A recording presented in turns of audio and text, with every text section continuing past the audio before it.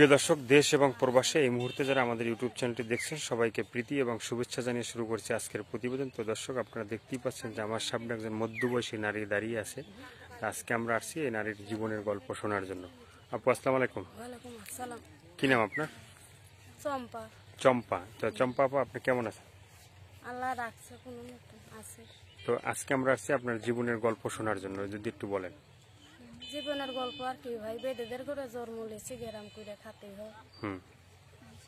তো এটা তো মানে আপনাদের মানে বংশগতই ভাবে মানে প্রচলন আছে বা আছে, এটা তো ব্যবসা বলে। তো এটা তো করতেই হবে। তো সেক্ষেত্রে সেটা নিয়ে আপনি কেমন আছেন বলেন। সেটা নিয়ে ভালোই ছিলাম ভাই। এখন বিয়ের শাদী হইল, হওয়ার পরে স্বামী দুটো বাচ্চা হয়েছে। দুটো বাচ্চা হওয়ার পরে স্বামীটা হঠাৎ করে ক্যান্সার বেরামে মারা গেল। মারা যাওয়ার পরে এখন বাচ্চা দুটো লিয়া খুবই কষ্টে আছে ভাই। বাপ মার বাড়ি যেও এখন কোনো সুখ শান্তি নাই। ভাইয়েরা আছে, বাপ মারেই খাইতে দেয় না।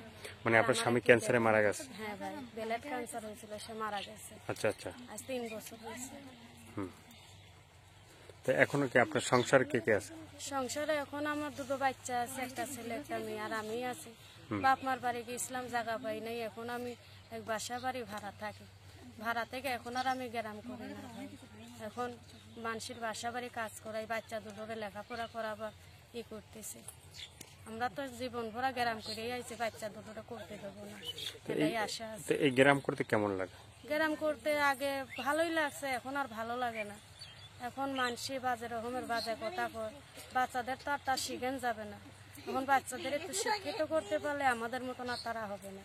তারা মানুষের মতন মানুষ হবে, তারা সমাজে যেয়ে খাড়াইতে পারবে। তারা আমাদের মতন জায়গায় জায়গায় অপমান হইতে হবে না।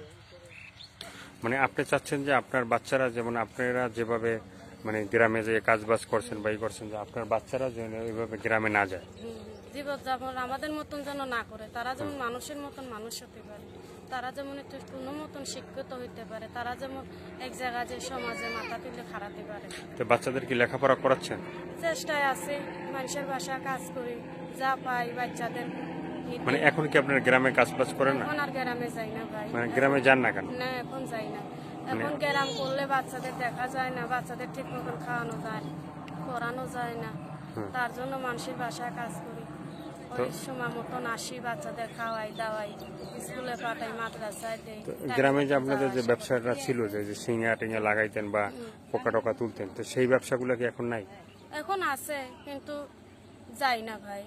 মানে তো বলেন আপা। কি বলবো ভাই, বলার আর কি আছে। আগে গ্রাম করতাম, এখন আর যাই না।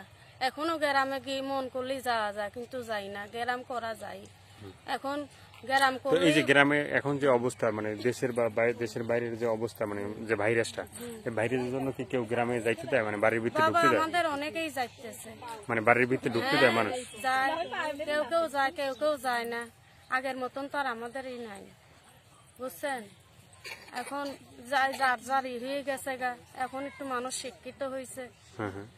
এখনো ব্যবসা আছে, কিন্তু কেউ করে কেউ করে না।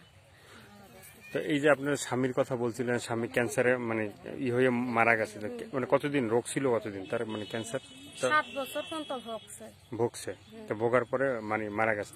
তো আপনাদের তো অনেক চিকিৎসা হয় আপনাদের ভিতরে, তো সেক্ষেত্রে মানে মানে আপনাদের নিজস্ব যে চিকিৎসাগুলো আছে, সেই চিকিৎসা কি মানে তাকে ভালো করতে পারতেন না? আমাদের চিকিৎসাও করছি, ডাক্তারখানাও করছি, কিন্তু যারা একবার আল্লাহ লিয়ে যায় সে কি আর দুনিয়ায় থাকে? আল্লাহর এটা আমার ভাগ্য ছিল, আল্লাহ লিয়ে গেছে, আল্লাহর খুশি। আমি কি করবো এতে? মানে আল্লাহ তাআলা যখন ডাক দিবে তখন তার চলে যাইতেই হবে, একদিন না একদিন। হাজার চিকিৎসা করালেও তার কাজে দেবে না। না হলে 2টা বাচ্চা হয়ে এই কালে কি স্বামী মারা যায়? স্বামী মারা গেছে, সবই আল্লাহর ইচ্ছে। কি করবো এখন? কোনো কিছুই করার নাই। এখন আল্লাহ যেভাবে চালা ওইভাবেই আমি খুশি। তো এই ভিডিওটা দেশে বা দেশের বাইরে অনেকে দেখবে, দেখার পর আপনার সাথে যোগাযোগ করতে চাবে, তাহলে আপনার ফোন নাম্বারটা কি আছে? আমার ফোন নাম্বার আছে, কোনো ভাই যদি মানে ফোন নাম্বারটা কি মুখস্থ আছে? আমার মুখস্থ নাই ভাই। তো সেই নাম্বারটা কি আমরা ভিডিওর ভিতরে দিতে পারবো? হ্যাঁ, দিতে পারবো। আপনার কোনো সমস্যা নেই? না। তো আমরা আপনার নাম্বারটা ভিডিওর ভিতরে দিয়ে দেবো। আপনার সাথে যোগাযোগ করবে।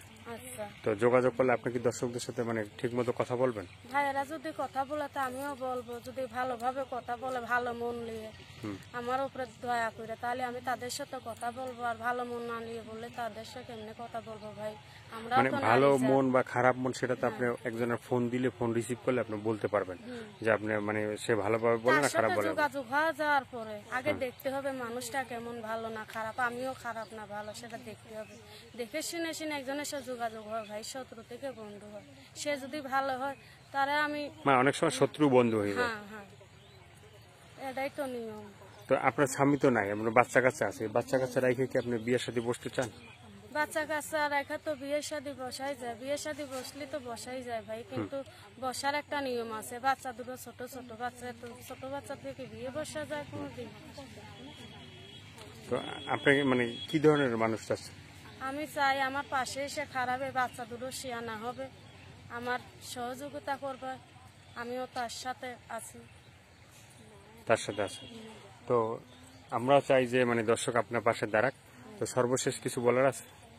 আর কি বলার আছে ভাই, যারা আমার একটুখানি দেখবে তাতেই হবে, আর কিছু চাই না। তো দর্শক এই আপুটির কথাগুলো আপনারা শুনলেন, শোনার পরে যদি আপনাদের ভালো লাগে, ভালো লাগলে আপুটির পাশে দাঁড়াবেন। আর সর্বশেষ একটি কথা বলি যে ভিডিওটা দেখার পরে যদি আপনাদের ভালো লাগে তাহলে আমাদের চ্যানেলটা সাবস্ক্রাইব করে আমাদের সঙ্গে থাকবেন। সবাইকে আল্লাহ হাফেজ।